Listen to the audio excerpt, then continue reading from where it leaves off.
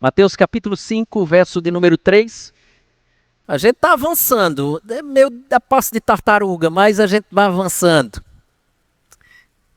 Eu quero, de maneira muito lenta mesmo, para que a gente possa explorar o máximo. Especialmente as bem-aventuranças, depois você percebe que vamos por blocos, né? As bem-aventuranças você tem a primeira no verso 3, segunda verso 4, terceira verso 5, e assim vai. E eu penso que vale a pena a gente explorar bem as bem-aventuranças e perceber as implicações delas para a nossa vida. Logo depois a gente consegue avançar de maneira mais célere. Verso número 3, semana que vem, verso 4, na outra, verso 5. E eu espero que Deus abençoe a sua vida como tem abençoado a minha, à medida que a gente se debruça e vai entender mais um pouco sobre o que Ele está tentando nos dizer através do que aqui está posto escrito. Vamos do verso 1, a gente chega no verso 3, combinamos o seguinte: quando chegar no verso 3, a gente vai fazer a leitura conjunta, certo? Eu leio o verso 1, verso 2, no verso 3 todo mundo está lendo. Ok? Vamos lá? Vendo Jesus as multidões, subiu ao monte, e como se assentasse, aproximaram-se os seus discípulos. E ele passou a ensiná-los, dizendo: Bem-aventurados os humildes de espírito, porque deles... Vamos orar? Santo Deus, uma vez mais vamos a Ti em oração, exatamente pelo fato de reconhecermos as nossas limitações no que tange a expor de maneira fidedigna a Tua palavra, às vezes a falta de profundidade que nos acomete, pelas nossas limitações normais. É o finito tentando entender o infinito, é o puro e perfeito tentando ser compreendido pelo impuro e pelo imperfeito. É o limitado tentando entender o ilimitado. E naturalmente isso impõe algumas limitações. Mas apesar delas, Senhor, ajuda-nos a deixar tudo mais claro e a compreender o que o Senhor realmente tenta nos dizer através dessa verdade preciosa do verso 3. Que o Teu povo que também aqui se reúne nessa noite possa ter o entendimento e a atenção que lhe é necessária para entender. Porque não basta apenas quem fala aqui ser claro, mas é também pertinente que aqueles que estão ouvindo prestem muita atenção. Porque, como diz 1 Coríntios 14, a edificação passa pela compreensão. Se não há compreensão, não houve edificação. Por isso, nós rogamos para que o Senhor abençoe-nos com a atenção que nos é necessária, fazendo com que muitas distrações, assunto inclusive este que fora tratado hoje com os homens, elas não sejam comuns nesse momento. Que o desejo de beber água, de banheiro ou de outras coisas, WhatsApp, Instagram e problemas da semana, eles fiquem para o momento adequado. Porque este é o momento de escutar a Tua voz. Ajuda-nos nisso, nas nossas dificuldades, assista-nos, Senhor. Que Teu Espírito aplique Tua palavra em nós e que saiamos edificados para a glória Tua e a alegria nossa. Em Cristo assim te oramos.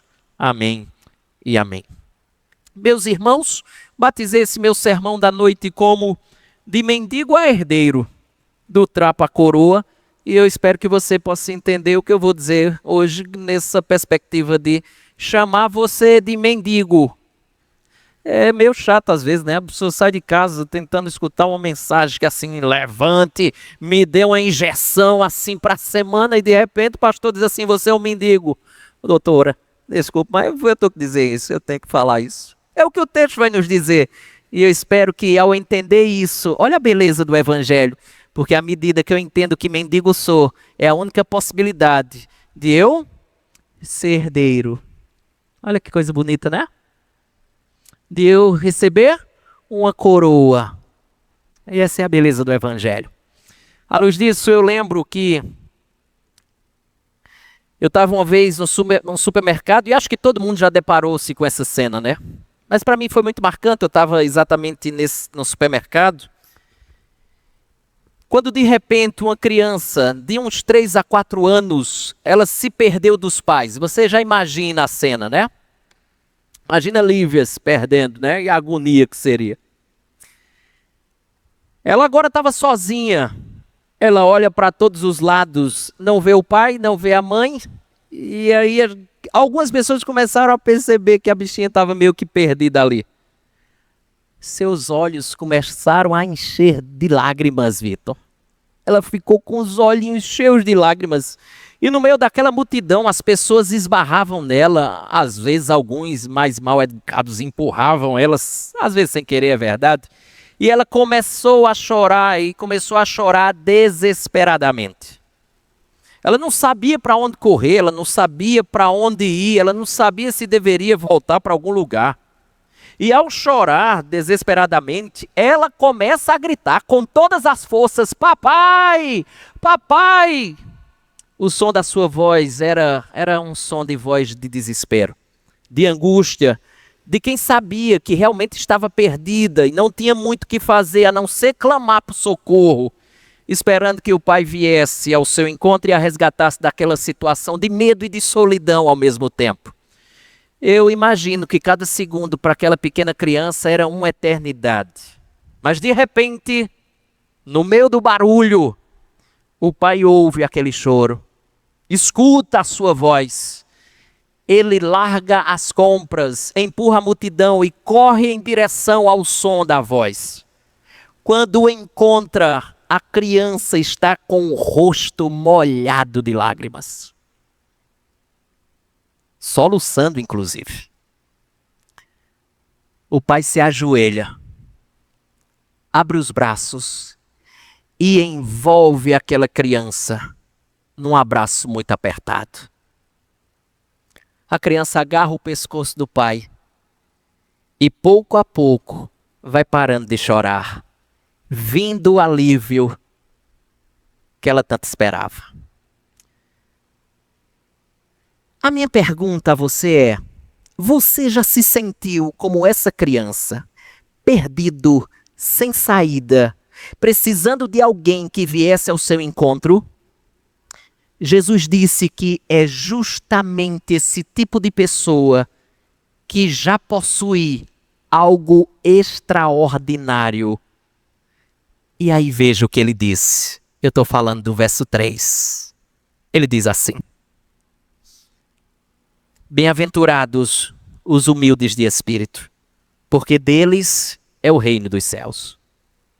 Eu não sei se você lembra, mas está no país vizinho.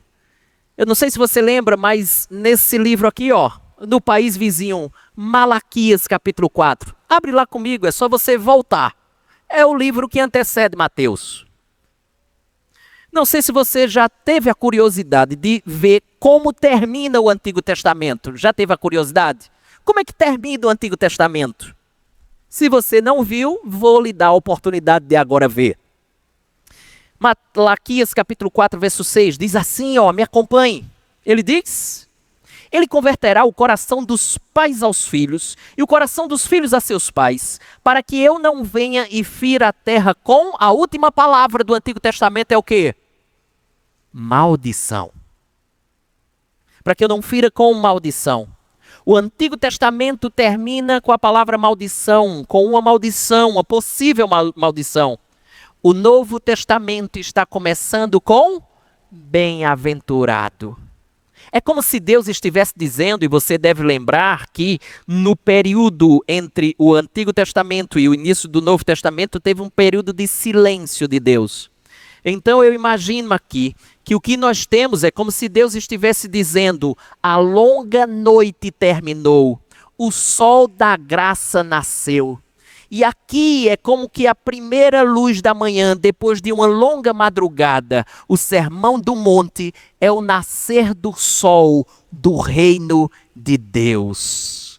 Nasceu o sol do reino de Deus. Os raios já iluminaram a terra. E aí ele inicia: bem-aventurado. Interessante porque agora você pode voltar para Mateus capítulo 5, verso de número 3, para que a gente possa ir igual a Jack Stripador, não sei se, né, não sei se é do tempo, né, e pouco a pouco aqui, né, e parte por parte. E eu queria, a primeira coisa, junto com você, é que nós pudéssemos entender o significado da expressão bem-aventurado. É uma palavrinha grega chamada Makarios, e ela é frequentemente traduzida por feliz. Eu não sei se alguém aqui tem a palavra feliz, a nova, né, tradução na linguagem de hoje, chamada NTLH, ela traduz assim, ó. Felizes as pessoas que sabem que são espiritualmente pobres, pois o reino do céu é delas. Talvez algumas traduções, a minha não é assim. A minha é bem-aventurados os humildes. Bem-aventurada é a expressão. Mas não é a felicidade que aqui Mateus está dizendo, superficial, que o mundo oferece.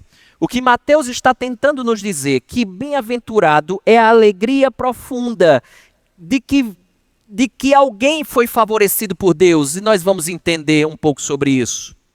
No entanto, esse termo feliz aqui, exceto quando ele é usado de maneira profunda, ele pode ser muito fraco e até superficial no uso moderno que nós fazemos dela. E ela fica aquém do significado da palavra bem-aventurado. É bom entendê-la como abençoado. Bem-aventurado, abençoado. Bem-aventurado pleno. É uma outra tradução muito legal. Bem-aventurado alguém que desfruta do favor de Deus. Bem-aventurado. Bem-aventurado, abençoado. Bem-aventurado pleno. Bem-aventurado alguém que desfruta do favor de Deus. Se você entender de maneira profunda a palavra felicidade, dá até para a gente aplicar também. Mas pela expressão feliz, às vezes fica um pouquinho a desejar. Então, bem-aventurado é a felicidade do coração que está em paz com Deus. Temos aqui, então, uma declaração objetiva de estado, não apenas um desejo subjetivo. O que Cristo aqui está falando, ou seja, o que Cristo está declarando aqui, é que aqueles que são verdadeiramente felizes, aqueles que são plenos, aqueles que já desfrutam do favor de Deus, aqueles que são abençoados, são estas pessoas e não apenas aquelas que desejam que sejam assim. Cristo está deixando muito claro algo objetivo aqui, não subjetivo. Estas pessoas são abençoadas, essas pessoas são plenas, essas pessoas já desfrutam do favor de Deus. Não estou desejando que elas sejam assim, elas já são assim. É isso que ele está tentando nos dizer aqui. Só que tem uma coisa muito interessante nessa discussão ou nessa argumentação, que é o seguinte: na literatura grega, óbvio que o texto é grego, que nós temos em mãos. Na literatura grega, a expressão makarios, que é bem-aventurado, era usada para descrever, escute, a condição dos deuses. Deuses estes que, como sabemos, ou pelo menos que há o entendimento, que são seres livres e que desfrutam, ou melhor, são seres livres das limitações humanas e dotados de uma felicidade que é intocável. E nesse sentido, a literatura grega expressava a ideia de a alegria dos deuses é a alegria divina e a alegria perfeita. Não era um termo usado para os seres humanos. Você não usa makarios para seres humanos. Você usa ou usava makarios para divindades, para os deuses, porque essa é a alegria perfeita, essa é a alegria infinda dos deuses. Não é um termo para seres humanos. Por quê? Porque descrevia o tipo de alegria experimentado apenas por deuses ou por mortos, que era também uma perspectiva da literatura grega. Agora você pode imaginar como a atenção da multidão se aguçou quando Jesus disse: Macários, bem-aventurados. Para eles, o público que ouvia ali o que Jesus estava dizendo, era como se eles estivessem discutindo assim: a felicidade dos deuses, a alegria divina, agora está sendo oferecida a vocês, homens e mulheres comuns. vocês agora podem desfrutar dessa alegria, desse algo extraordinário que é desfrutado apenas pelas divindades. Você consegue imaginar a força dessas palavras para um povo que vivia sob a opressão romana e espiritual, com sede de justiça, bem como de esperança?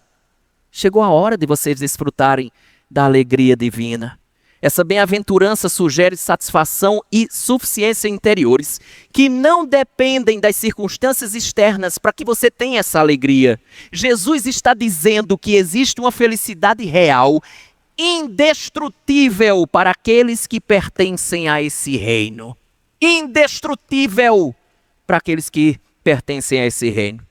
Agora observe ainda uma coisa. Essa palavra bem-aventurados e suas cognatas, elas são usadas cerca de 50 vezes no Novo Testamento. A Bíblia inteira está falando sempre dessa bênção nesse sentido. Veja só, Salmo de número 1, verso 1, diz assim: bem-aventurado o homem que não anda no conselho dos ímpios, não se assenta na roda dos escarnecedores, descrevendo alguém que é abençoado por Deus, aprovado por Deus, que desfruta dessa alegria que é dada pelo ser divino. Mas veja ainda, Salmo 32, verso 1 diz: bem-aventurado aquele cuja iniquidade é perdoada. Ou seja, bem-aventurado ou bem-aventurança é o estado de quem, pela graça, vive em comunhão com o Senhor e desfruta de sua bênção e desfruta de seu perdão. Dizem que Agostinho, certa vez, disse isso aqui, ó: todo homem que quer ser feliz, todo homem quer ser feliz, mas só é verdadeiramente feliz aquele que encontra a Deus. Só a verdadeira felicidade com aquele que encontra genuinamente a Deus. Então, definindo os termos, bem-aventurado é aquele que, pela graça de Deus, foi favorecido com a sua bênção, declarado justo e introduzido no reino, e que por isso experimenta uma alegria que não depende das circunstâncias dessa vida. Escute, o homem pode ter tudo nessa vida. Ele pode ter saúde, ele pode ter dinheiro, ele pode ter fama e ao mesmo tempo ser miserável. Outro pode estar numa prisão injusta e cantar louvores. Lembra de Paulo e Silas, Atos capítulo 16? Depois de receber chicotes, parar numa prisão, à noite eles estavam louvando ao Senhor. Presos, açoitados, numa masmorra, numa situação extremamente delicada. É uma alegria que as circunstâncias não têm como arrancar. Bem-aventurança é ter algo que o mundo não pode lhe dar e que o sofrimento não pode tirar. Bem-aventurança é ter algo que o mundo não pode dar e que o sofrimento não pode tirar. Então essa é a primeira lição que eu gostaria de trabalhar com você até aqui. Redefina felicidade. Não confunda bem-aventurança com emoções passageiras. Irmãos, as bem-aventuranças, elas precisam ser posicionadas da maneira correta, porque a verdadeira felicidade é saber que Deus nos chama de filhos. Somos os seus filhos, somos o seu povo, desfrutamos do seu favor. A gente não pode chamar de bem-aventurança meramente momentos passageiros. Só que eu quero avançar para meu ponto 2. Eu quero falar sobre bem-aventuranças e o reino, conectar com o que aqui o nosso querido Mateus faz. As bem-aventuranças, elas não são um código de leis, isso é importante para mim e para você. Ela não é uma lista de faça ou não faça. E é por isso que o que temos aqui é a descrição daqueles que já foram alcançados pela graça de Deus. Não são um caminho para que você entre no reino, mas já é uma fotografia daqueles que já entraram nesse reino. Veja, o Sermão do Monte não é assim, ó, faça tudo isso e depois que você fizer isso, você entra no reino.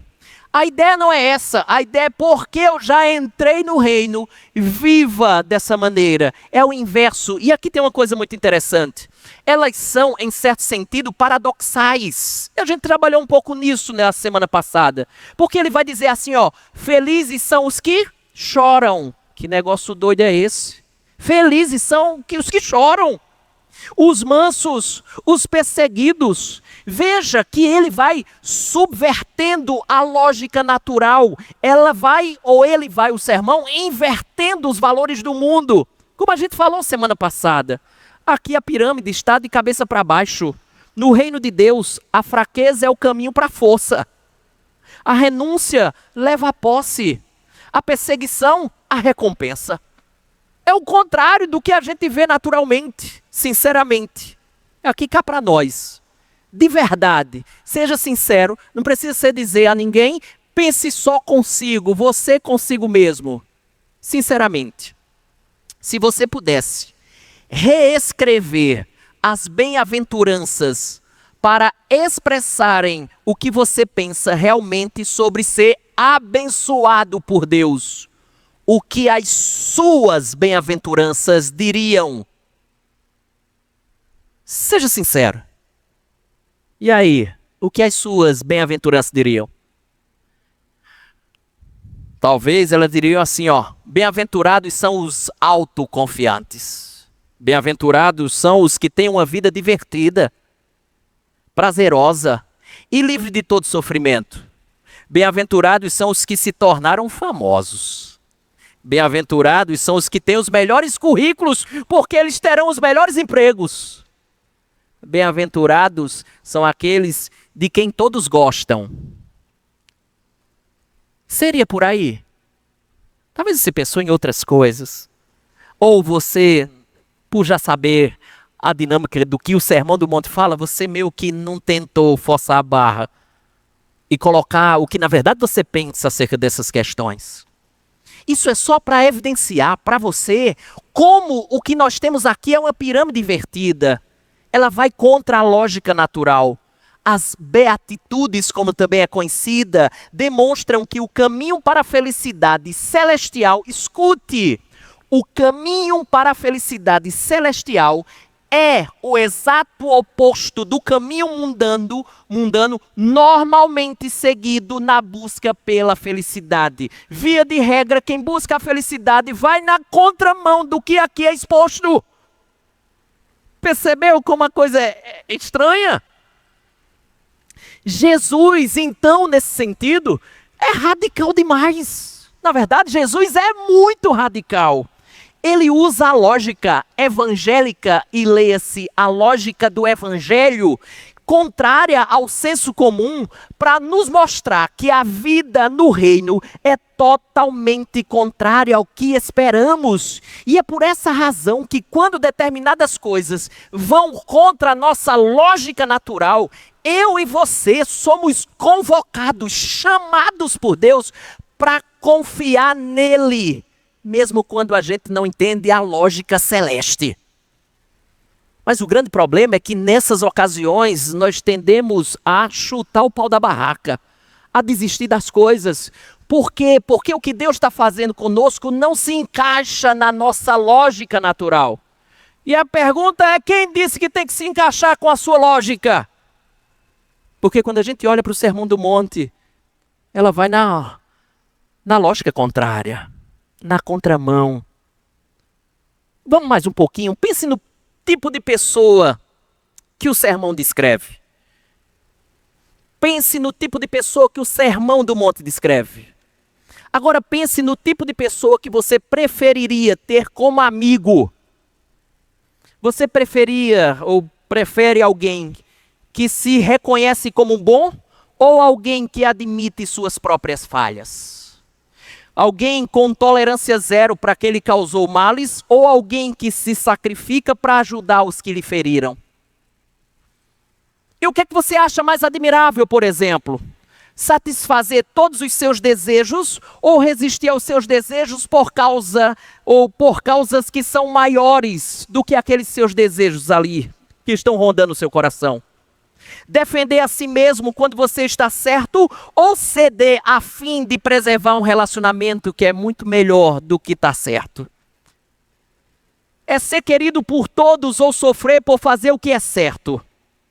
Por mais contra-intuitivas que as bem-aventuranças sejam, há algo encantador nelas. Encantador nelas. Mas eu quero que você ainda pense comigo no que eu vou chamar de contexto da graça aqui. Não é por acaso que nas bem-aventuranças você não encontra um único imperativo. Você não encontra um único imperativo. Elas não começam com sejam ou façam, você não vê. Mas com bem-aventurados são. Por que que é assim? Porque isso aqui é pura graça de Deus, é puro favor de Deus para a nossa vida. Elas não descrevem o que devemos ser para sermos aceitos, mas o que o Evangelho faz de nós quando nós cremos na verdade do Evangelho. E a grande pergunta então, não é se você consegue produzir essas qualidades que aqui são descritas, mas se você já foi transformado por Deus para desejar essas coisas que aqui são escritas. O regenerado, mesmo se vendo aquém, como a gente se viu semana passada, lembra? A gente se vê, quando se depara com o texto, a gente se vê muito aquém do que ele requer de nós. Mas o regenerado, aquele que foi transformado por Deus, mesmo compreendendo que ele está aquém dessa demanda, ele anseia viver o que Jesus descreve. Agora eu quero que você venha junto comigo entender a primeira bem-aventurança. Verso de número 3. Bem-aventurados os humildes de espírito. A primeira bem-aventurança é o ponto de partida da vida cristã. Ela é a chave para nós compreendermos todas as demais. Alguém já disse que ela é o primeiro degrau da escada. E não é acidental que Jesus a coloque em primeiro lugar. Pois ninguém pode entrar no reino de Deus sem ser, o que ele diz aqui, humilde de espírito. Observe que o Sermão do Monte, longe de ser apenas um conjunto de sugestões éticas, ele ergue diante de nós um monte impossível de escalar por nós mesmos e nos força a reconhecer a nossa incapacidade radical. Então ele diz para a gente assim, ó, eis o que você precisa ser. O que você precisa ser é isso aqui, ó, e nos apresenta o sermão. Mas no fim ele diz assim, mas você não consegue ser. E aí onde a coisa, como vimos no primeiro momento, no nosso primeiro sermão, que é isso que faz apontar para a pessoa do Redentor. Mas antes ainda de entendermos o que significa humilde de espírito, eu quero discorrer rapidamente sobre alguns entendimentos equivocados e um que nos orienta no caminho certo. E daqui a gente, vai embora e mergulha no que ele está tentando dizer por humilde de espíritos. Veja só, com base nessa ideia de pobreza, por isso que alguns traduzem assim, bem-aventurados os pobres no lugar de humilde. A minha tradução vem humilde, mas eu particularmente gosto muito da expressão pobre, que eu acho que vai mais ali no ponto. Então, com base nessa ideia de pobreza, algumas pessoas concluíram que o reino de Deus pertence essencialmente aos pobres. Logo, tudo o que você tem de fazer é o quê? Você simplesmente, para entrar no reino de Deus, você simplesmente tem que ser pobre no sentido material. Para você ter ideia como esse entendimento não é de hoje, na Idade Média surgiu um pensamento chamado de misticismo da pobreza, no qual o estado de pobreza era elevado a um nível de virtude, conferindo dignidade a quem se encontrasse nesse estado, porque é o estado que a Bíblia está dizendo que deve estar. Essa ideia, para mim, negligencia o ensinamento mais abrangente da Escritura Sagrada acerca dos pobres. Mas vamos lá, eu falei em 5 pensamentos aqui. O Antigo Testamento distingue 5 tipos de pobreza. A primeira delas, a que resulta de preguiça. Se você é preguiçoso e se é pobre, você está tendo simplesmente o salário da sua preguiça. Segundo, ele fala que alguém pode ser pobre em virtude dos desastres, catástrofes, principalmente numa cultura que vinha da agricultura, quando havia uma tempestade, uma catástrofe, seja por bichos, por pragas ou por água, aí o indivíduo perdia sua plantação, perdia seus bens. E aí vivia no estado de pobreza. Terceira possibilidade, o terceiro tipo de pobreza, era quando aquelas pessoas eram exploradas pelos seus patrões explorando empregados. Quarto, era a escolha de uma vocação que levava, infelizmente, ao empobrecimento, porque não era algo muito rentável. Tem até um caso interessante, não sei se você já escutou isso, mas dizem que o imperador Juliano, ali do século IV, o imperador Juliano disse, com maldosa ironia, que ele queria confiscar as propriedades dos cristãos para que todos eles se tornassem pobres e pudessem assim entrar no reino dos céus. Mas escute, tem uma última percepção do Antigo Testamento que nos dá uma pista sobre o que Jesus está falando por humilde de espírito. E a quinta é que diz o seguinte: é aquele que precisa ser salvo, porque ele não tem como salvar a si mesmo. Veja essa percepção nesses salmos que eu quero apresentar. Clamou, Salmo 34, verso 6. Clamou este aflito. A palavra aflito aqui é a mesma palavra para humilde lá, pobre. A tradução poderia ser assim: clamou este pobre, e o Senhor o ouviu e o livrou de todas as suas tribulações. Esse rapaz aqui, ele não tinha como livrar-se. Então ele clama para alguém que pode livrá-lo, salvá-lo. Essa é a mensagem do Salmo 34, verso 6. Veja ainda esse outro salmo. Salmo 40, verso 17. Eu sou pobre e necessitado, porém o Senhor cuida de mim. Tu és o meu amparo e o meu libertador. Veja, eu não tenho como me libertar, mas tu és o meu libertador. Não te detenhas, isto é, não demore, se apresse em salvar-me. Não te detenhas, venha meu libertador, se apresse. Ó Deus meu. E o caminho é exatamente por aí. Veja que Deus diz que olha para esse tipo de pessoa que tem esse tipo de conduta. Veja, aí eu já estou em Isaías capítulo 66. Veja que a ideia é essa. Porque a minha mão fez todas estas coisas e todas vieram a existir, diz o Senhor. Mas o homem para quem olharei, olha aí, é este, o aflito e abatido de espírito, ou o pobre e abatido de espírito e que treme da minha palavra. É por aí o caminho do que Jesus está dizendo lá.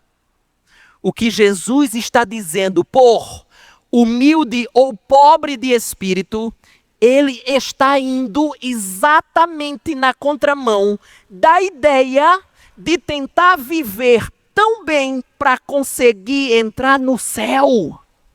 Você está entendendo o que ele está dizendo?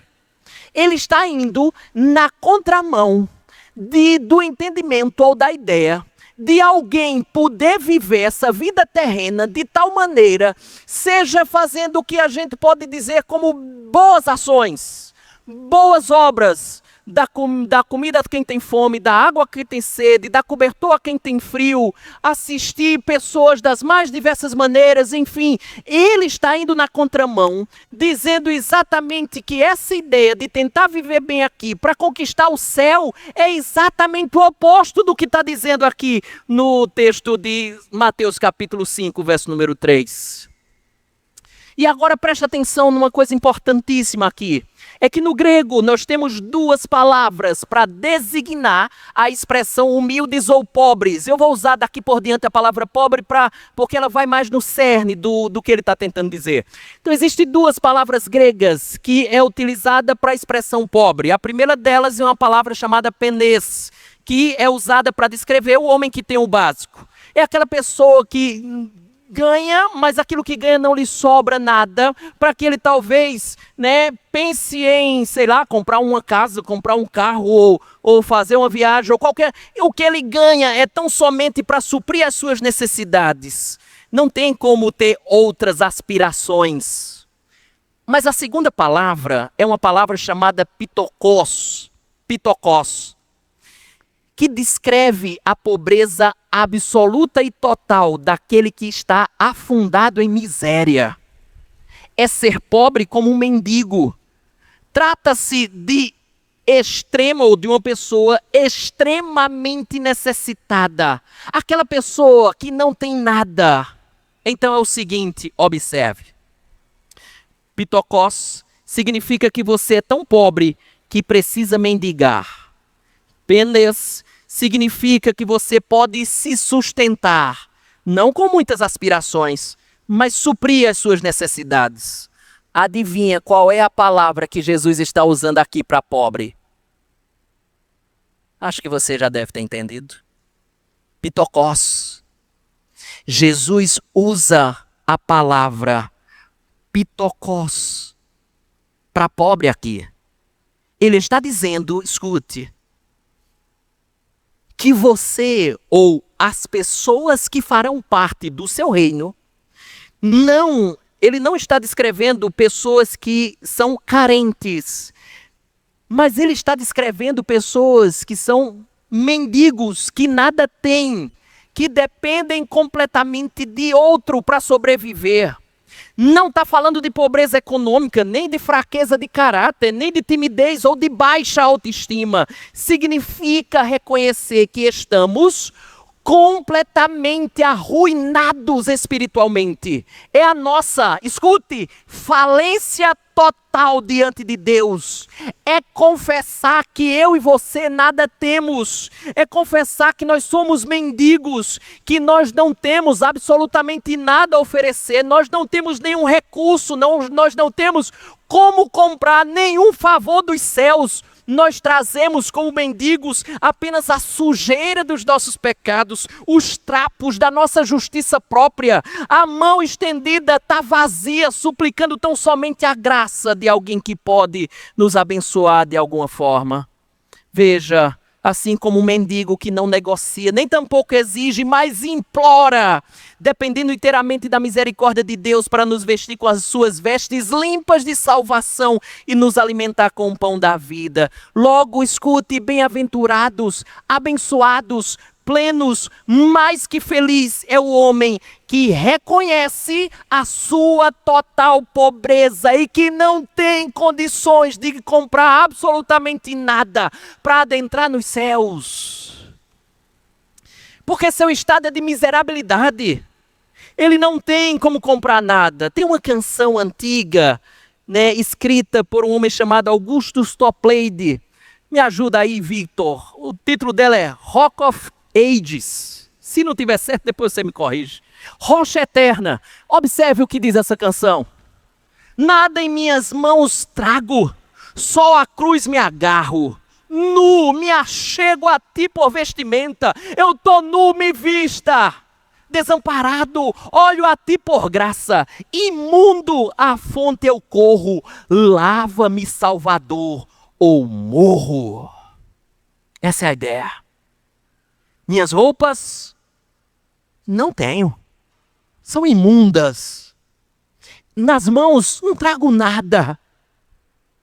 Eu só me agarro à cruz. Olhando a ti por graça. Eu sou imundo, tu és a minha fonte, me lava. Ou eu morro eternamente.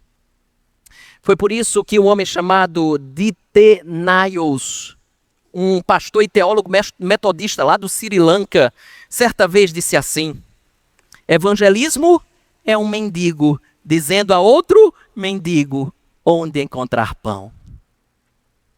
Quando a gente está evangelizando alguém, falando do evangelho de Jesus, a gente está dizendo, olha, um mendigo como você, era esse que está falando com você. Eu encontrei pão. E eu vou dizer para você, o pão da vida é Jesus. É um mendigo ensinando a outro mendigo onde encontrou o pão.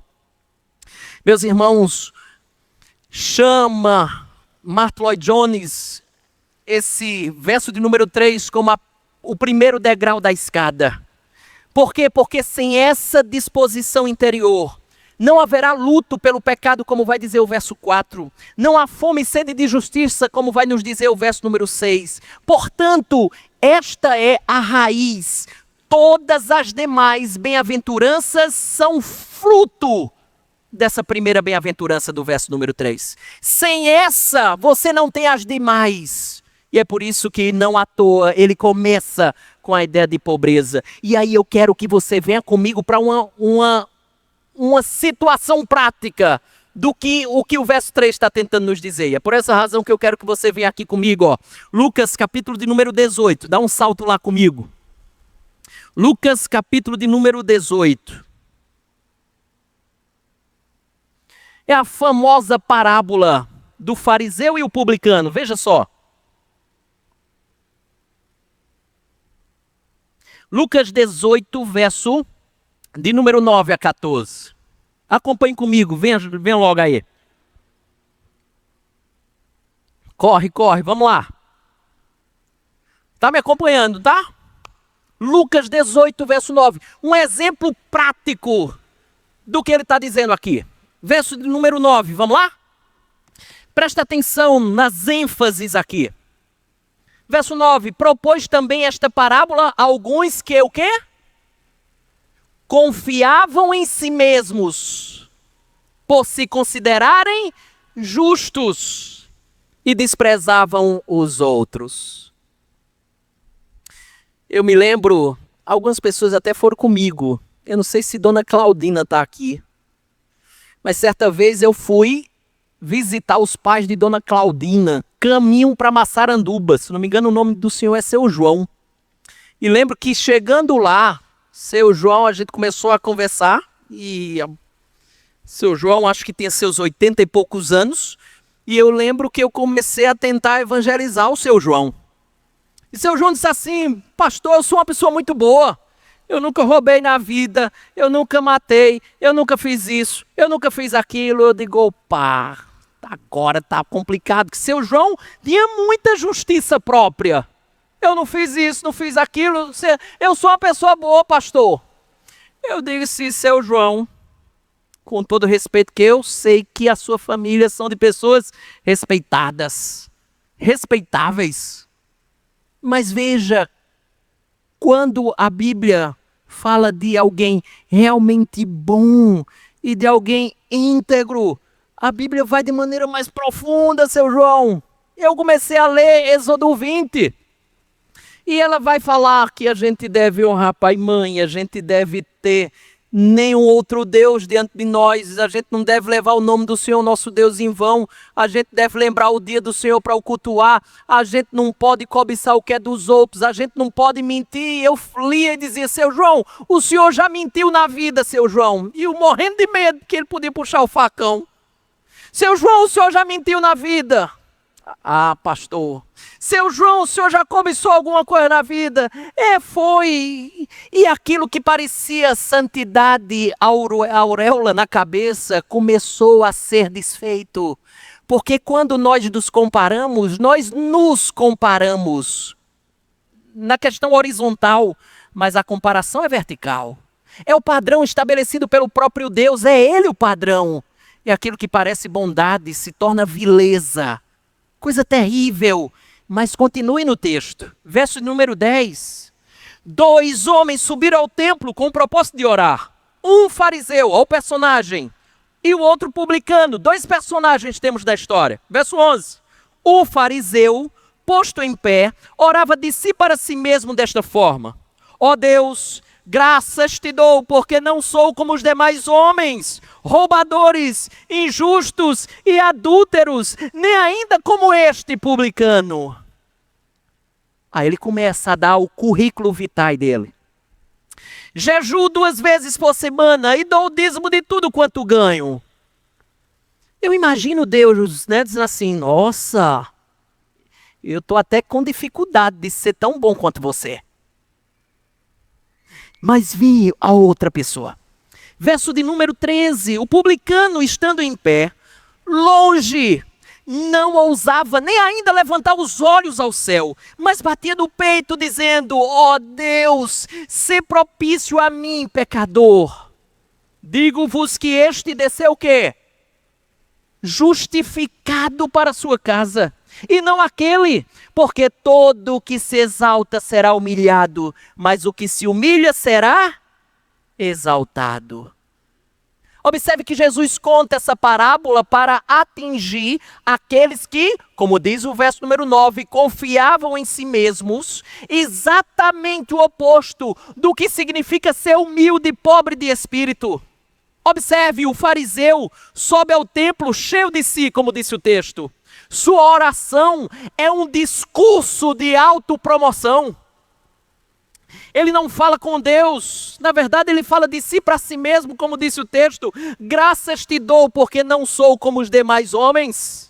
A sua espiritualidade é comparativa. Ele mede sua justiça olhando para baixo. Ele mede a sua justiça olhando para o publicano. E ele mede a sua justiça olhando para o publicano para baixo, mas não olha para cima, que é para Deus.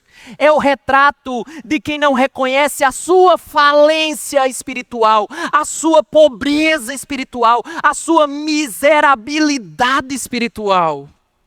O publicano, por outro lado, é o exemplo perfeito do pobre de espírito. Ele fica longe, não ousa nem levantar os olhos. Ele bate no peito, que é um gesto de dor e de arrependimento, e clama: ó Deus, sê propício a mim, pecador. Veja, ele não oferece nada. Ele não argumenta, observa? Ele não apresenta o seu currículo espiritual. Ele apenas pede misericórdia. E é exatamente este homem, o improvável, o rejeitado, quem Jesus declara: você está justificado. O fariseu, com toda a sua justiça própria, volta para casa com o mesmo coração soberbo que entrou no templo. O publicano que se esvaziou de si, volta para casa cheio da graça de Deus. Aqui nós temos, ou aqui está o ensino de Mateus capítulo 5, verso número 3 em ação. Jesus está dizendo: o reino é para quem desiste de provar que é justo e de joelhos clama por misericórdia. Essa é a essência aqui. O reino é para quem desiste de provar que é justo e de joelhos clama por misericórdia. É para aquele que se vê como mendigo diante de Deus, trazendo apenas os trapos da própria justiça e saindo vestido com as suas vestes de salvação. Pergunta: e se você estivesse no templo, com quem você se identificaria mais? Com o fariseu ou com o publicano? Nosso lugar é ao lado do publicano da parábola de Jesus, clamando com os olhos baixos, morrendo de vergonha, porque nós nos conhecemos, dizendo assim: sê propício a mim, pecador. Duas lições rápidas até então. Lição de número 2 é que Deus rejeita o coração autossuficiente, mas acolhe o que se humilha e reconhece o seu pecado. Deus tem um pavor de soberba, de orgulho, de prepotência, de algumas pessoas que se acham assim, por elas serem assim, que Deus tem o dever de fazer algumas coisas por elas. Lição de número 3. Confie na graça, não no desempenho. O fariseu saiu condenado mesmo com seu currículo religioso, porque só a graça de Deus e não as obras é que nos salva. Daí o texto diz uma coisa ainda. Veja como tem coisa no texto. Parte B do verso 3, o que é que ele diz? Porque deles é o reino dos céus. Perceba, deles. Então somente deles, desde agora, é o reino dos céus. Ou seja, a completa salvação, a soma total das bênçãos. E chama a sua atenção para alguma coisa muito interessante aqui.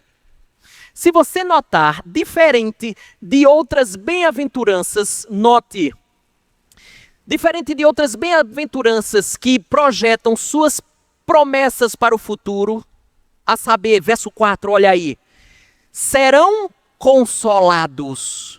Mas no futuro, embora a gente desfrute de consolo hoje, mas ela projeta esse consolo para o futuro. Quando você chega no verso 5, ela diz, olha a promessa, herdarão a terra, futuro. Aqui, verso 3, o reino já é uma realidade.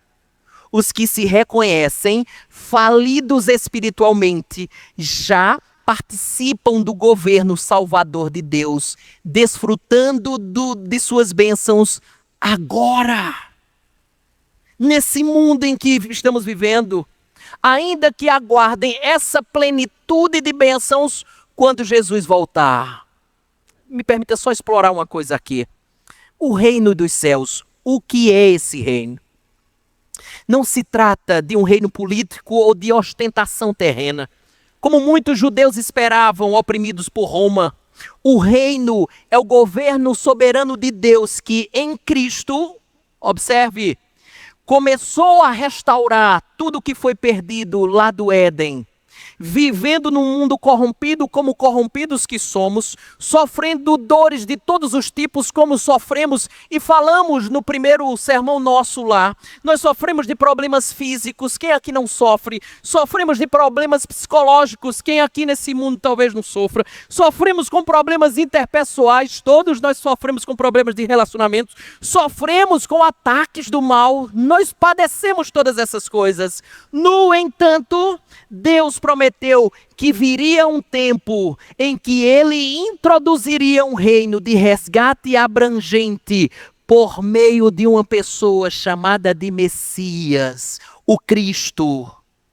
Então, o reino dos céus começa a estar presente, e veja que maneira bela é que isso começa a se manifestar no advento de Cristo, na vinda de Jesus aqui para a terra. Veja, o reino dos céus já está presente quando Jesus cura enfermos. Observe o capítulo 4, verso 24, que nós estudamos há alguns dias. Capítulo 4, verso 23, melhor dizendo, diz assim, percorria Jesus toda a Galileia, ensinando nas sinagogas, pregando o evangelho do reino e o quê? Curando toda sorte de doenças e enfermidades entre o povo. O reino de Deus já estava presente. Por quê? Porque ele está restaurando algo que foi se perdendo, algo que foi contaminado pelo pecado, trazendo todas essas mazelas que as pessoas aqui estavam desfrutando. O reino dos céus está presente quando Jesus expulsa demônios e todas as forças do mal no universo. Veja como diz aqui Mateus capítulo 12, verso 28. Se porém eu expulso demônios pelo Espírito de Deus, certamente é o quê? É chegado o reino de Deus sobre vós. O reino dos céus está presente quando Jesus alimenta os famintos na tão conhecida multiplicação de pães e peixes.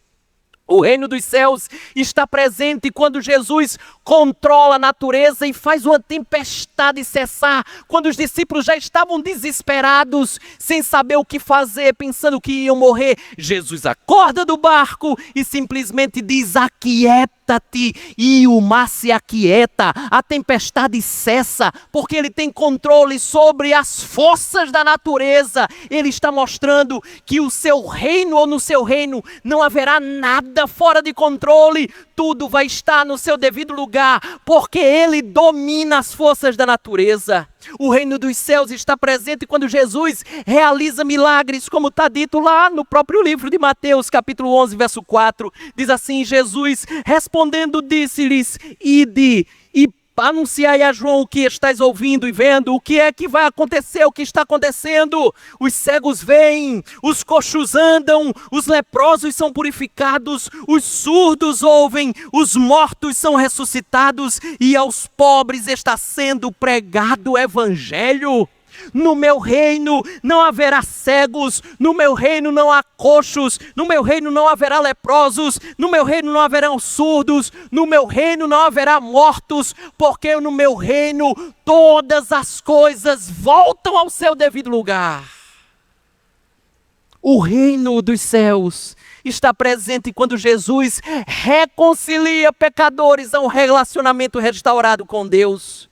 O reino de Deus está presente quando na pessoa de Jesus, ele vem e começa a estabelecer esse reino de maneira embrionária, ou de alguma forma ele inicia essa implantação do reino. O reino está presente na pessoa de Jesus, mas isso não significa que tudo já foi restaurado. E você sabe bem disso, porque quando você chegar em casa amanhã, você vai assistir jornal, ou você vai ler algumas informações, e você vai perceber que as coisas ainda não estão restauradas como eu e você desejaria que estivessem, porque amanhã talvez, infelizmente, nós vamos assistir cenas de homicídio, talvez nós vamos ler mensagens de pessoas que foram abusadas, talvez você haverá de ver pessoas que morreram através de uma enfermidade tida como incurável. Não houve ainda a restauração completa de todas as coisas.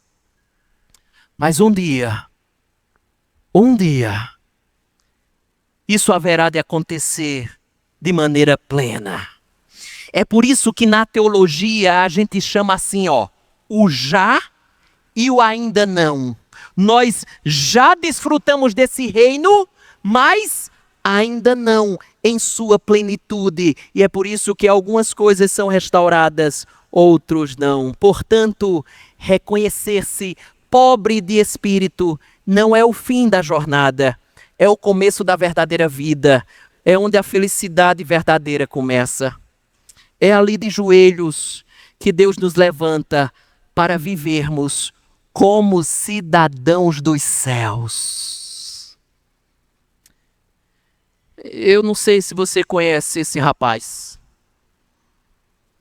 mas provavelmente você não teria o menor prazer de conhecê-lo. Talvez hoje sim, mas antes não. Seu nome é Nick Cruz. Nick Cruz nasceu em Porto Rico. Ele nasceu em um lar marcado por violência e ocultismo. Seu pai era praticante de feitiçaria e conta a história que seu pai espancava o Nick brutalmente. Sua mãe o chamava de filho do diabo. Era assim que o Nick era tratado como criança. Aos 15 anos, o Nick decidiu fugir de casa e foi para a cidade de Nova York, onde ele se tornou o líder de uma temida gangue lá de Nova York chamada de Mau Maus. Ele era cruel, violento, responsável por agressões e até mortes. Um dia, Nick conheceu um jovem pregador chamado David Wilkerson Samuel. Esse rapaz chamado David Wilkerson, ele ia às ruas de Nova York pregar o evangelho de Jesus. Ao pregar o evangelho de Jesus para Nick e seus comparsas, Nick ameaçou David Wilkerson de assassinato. Nick disse: eu vou matá-lo se você continuar pregando para nós. A resposta de David Wilkerson foi a seguinte: Nick, você pode me cortar em 1000 pedaços e cada pedaço ainda dirá que Jesus te ama. Essas palavras começaram a corroer o coração endurecido de Nick. Poucos dias depois, surpreendentemente, ele foi para uma cruzada evangelística organizada por David Wilkerson, que inclusive tem uma igreja lá na Times Square, chamada Times Square Church. Acho que é. Inclusive, se você estiver por lá, dá uma passadinha, visite. Foi para uma cruzada evangelística. Quando ele estava lá, ouviu a pregação sobre o amor de Deus e sobre a cruz de Cristo. Conta a história que Nick correu para frente chorando e gritando. E as palavras de Nick foram estas: Jesus, eu preciso de ti, perdoa os meus pecados. Jesus, eu preciso de ti, perdoa os meus pecados. Naquela noite, aquele jovem gangueiro foi transformado. Ele entrega sua vida a Cristo e foi liberto de todo ódio e de toda violência. A imagem não é das melhores, mas ali é Nick e David Wilkerson na década de 50, Nick e David Wilkerson no ano de 2010. Nick, Jesus te ama, a frase que mudou a vida do perigoso delinquente de Nova York. Se você quer conhecer um pouco sobre essa história, tem um livro do David Wilkerson, acho que não se encontra mais, chamado A Cruz e o Punhal. Conta a história do trabalho evangelístico de David Wilkerson nas ruas de Nova York. Mas escute, ainda tem mais. Anos depois, Nick se tornou evangelista. Começou a pregar o evangelho para milhares de pessoas no mundo inteiro. Aí tá Nick. Essa é a força de Mateus capítulo 5, verso 3. O reino é para quem se reconhece falido, perdido, sujo e que ao mesmo tempo clama por socorro. Deus não apenas ouve, ele é capaz de transformar um assassino empregador, um mendigo espiritual em um filho do rei. O rei não fica esperando os mendigos se arrastarem até o palácio. Ele mesmo sai, ele mesmo vai até a estrada, ele mesmo desce ao pó, ele encontra o miserável, ergue e o diz: venha, o reino é seu. Foi exatamente isso que Cristo fez na cruz. Ele desceu do seu trono, atravessou a distância infinita entre céu e terra e tomou sobre si a nossa miséria, pagou a nossa dívida, abriu a porta e nos deu o direito de sermos chamados filhos de Deus.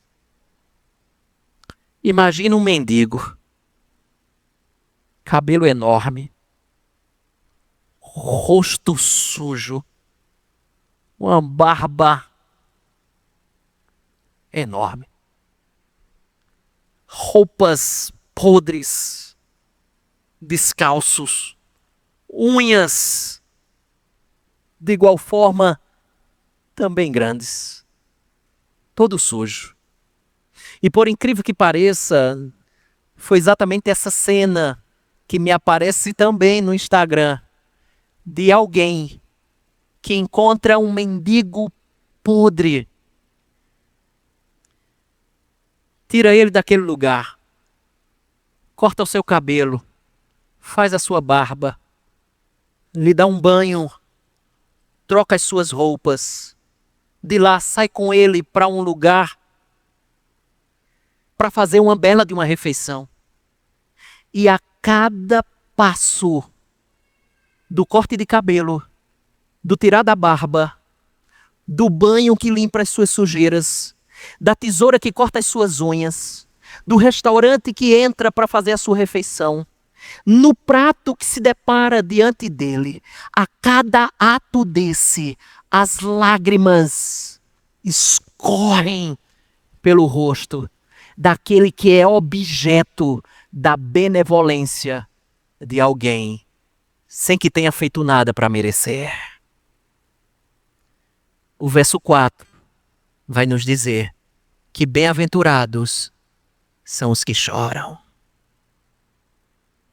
Aqueles que têm um entendimento muito claro do que fizeram, mas ao mesmo tempo do que Deus fez por eles.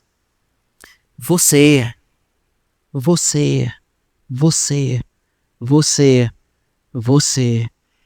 é esse mendigo sujo,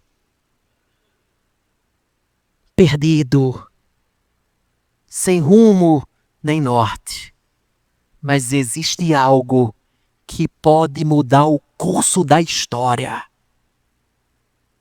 É dizer claramente para o alto: ó Deus, sê propício a mim, pecador. O Pai chega e começa todo o trabalho de limpeza.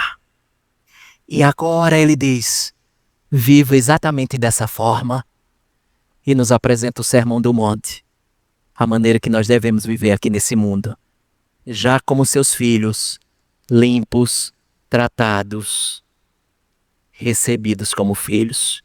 Findo a minha meditação com os irmãos com 2 textos. Do fundo do abismo ao trono da glória. Essa é a viagem de todo pobre de espírito.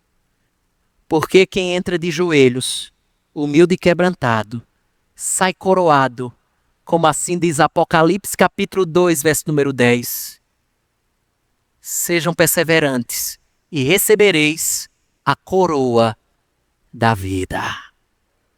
Outrora imundos, agora filhos do Rei.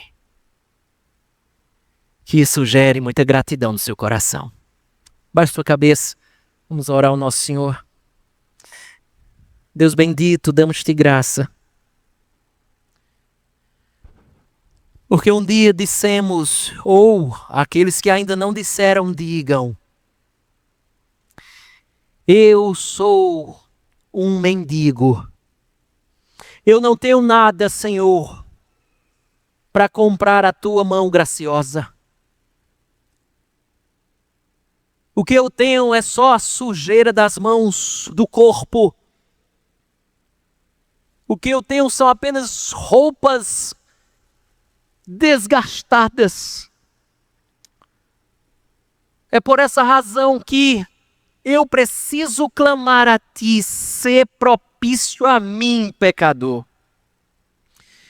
E por graça, o Senhor diz que é para estes, deles e tão somente destes, é o reino dos céus.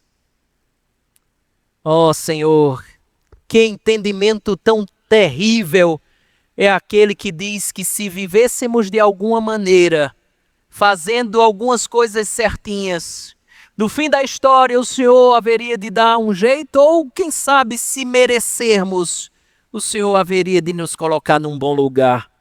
Mas esse não é o ensino da tua palavra, porque nós não temos o que te oferecer para conquistar os céus. E é por essa razão oportuna, perfeita, que o Senhor inicia as bem-aventuranças exatamente com essa bem-aventurança de pobreza, miserabilidade de espírito. Abençoados somos, plenos são aqueles que já desfrutam do favor de Deus. Aplica a tua palavra nos nossos corações, Senhor, e que possamos viver à luz dessa verdade preciosa, de que não temos nada, mas que clamamos para aquele que tem tudo. E aquele que tem tudo, deu tudo àqueles que não têm nada. Bendito seja o Senhor, por Cristo, o nosso tudo. Nós assim te oramos, agradecidos, no nome de Jesus. Amém e amém.